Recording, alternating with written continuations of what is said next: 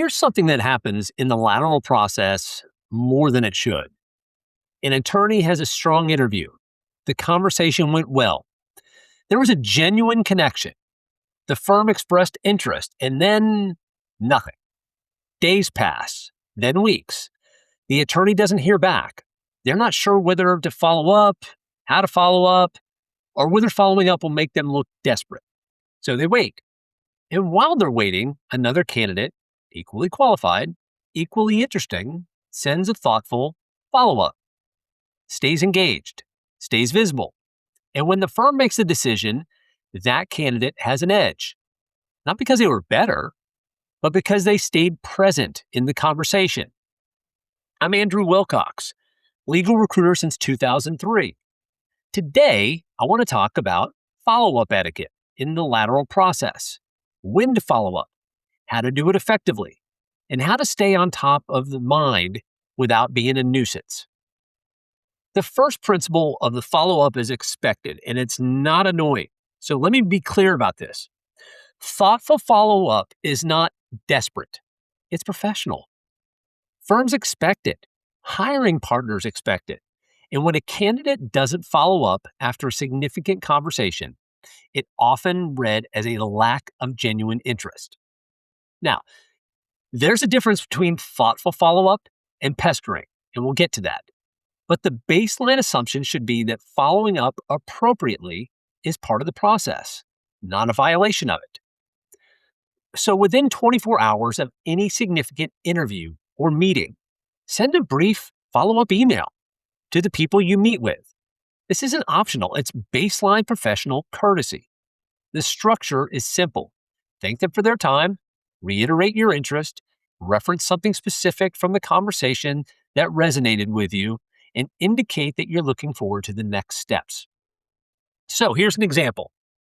15 seconds. Thank you for taking the time to meet with me yesterday. I appreciated the conversation about the firm's approach to securities enforcement work and the opportunity to learn more about the group's practice. The discussion reinforced my interest in the opportunity, and I'm excited about the possibility of contributing to the team. I look forward to staying in touch as the process moves forward. That's it. It's brief, it's specific, it's professional, and it accomplishes the goal. You've stayed visible, you've restated your interest, and you've left the door open for continued conversation. If a week or two has passed since your interview and you haven't heard anything, no update, no next steps, no timeline, it's appropriate to follow up again. This email should be equally brief, but with a slightly different purpose. You're checking in on the process, reiterating your interest, and gently prompting for an update. I wanted to follow up on our conversation from 2 weeks ago. I remain very interested in the opportunity, and I would welcome any update you're able to share on the firm's timeline and next steps. Please let me know if there's anything additional for me that I could provide to support with your evaluation. The email does three things. It reminds them you exist. It signals continued interest, and it invites a response without being demanding. People get busy. There's trial schedules. There's vacations. Oftentimes, the next step is the person who's not going to be there for the next few weeks. You at least want to know what is holding the process up, or should you pursue other options. And here's a judgment call. If you sent 2 follow-ups, one immediately after the interview, one a couple weeks later, and you've received no response, you have a few options. Option 1, send one more follow-up after another 2 weeks, framed as a final check-in. I wanted to reach out one more time, see if there's any updates on the process. I remain very interested, and I'm happy to provide any additional information that would be helpful.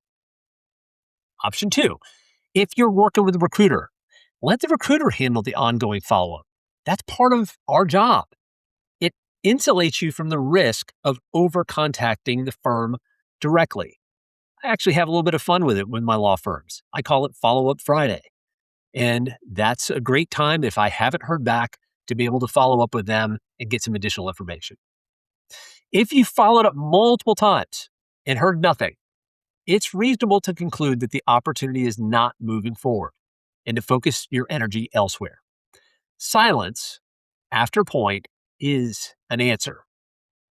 The best follow-up emails are the ones that add value, not just the ones that ask for updates. If something has happened since your interview that's relevant to the conversation, you won a significant case, you brought in a new client, you published an article, you spoke at a conference, mention it briefly in your follow-up.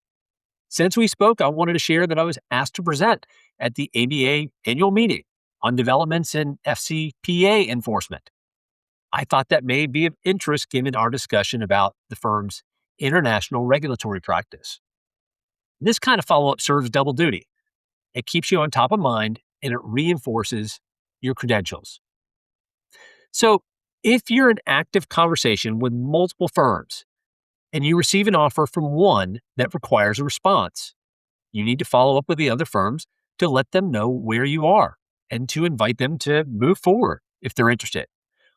The email should be direct, but not coercive. I wanted to update you on my process. I've received an offer from another firm that requires a response in the next week. I remain very interested in your opportunity and would appreciate any sense of your timeline and next steps. I'm happy to discuss it further if it would be helpful. This email communicates urgency without ultimatum. It gives the firm information they need to make a decision about whether to accelerate their process, and it keeps you in control of your own timeline. If you've gone through a serious interview process with a firm and you ultimately accept an offer elsewhere, it's okay to send a follow-up to let them know. It's both courteous and strategic. You're maintaining a relationship that may matter in the future. I can't tell you how many times that people have gone through the interview process, they've done it well, and a few years later, that firm is the one they ultimately make the move to. And it's because they were professional years earlier, and it made all the difference. So as an example, I wanted to let you know that I've accepted an offer with another firm. I appreciate the time you and your colleagues spent with me, and I was genuinely impressed by the practice group and the firm. I hope our paths will cross again in the future. This closes the loop professionally and leaves the door open for future contact. There are a few types of follow-up that do more harm, though, than good. As you can imagine, the desperate follow-up. Emails that express anxiety about the process, that ask repeatedly for updates when none have been promised, or that convey a sense that you're more worried about getting an offer than excited about the opportunity. Generic follow-ups.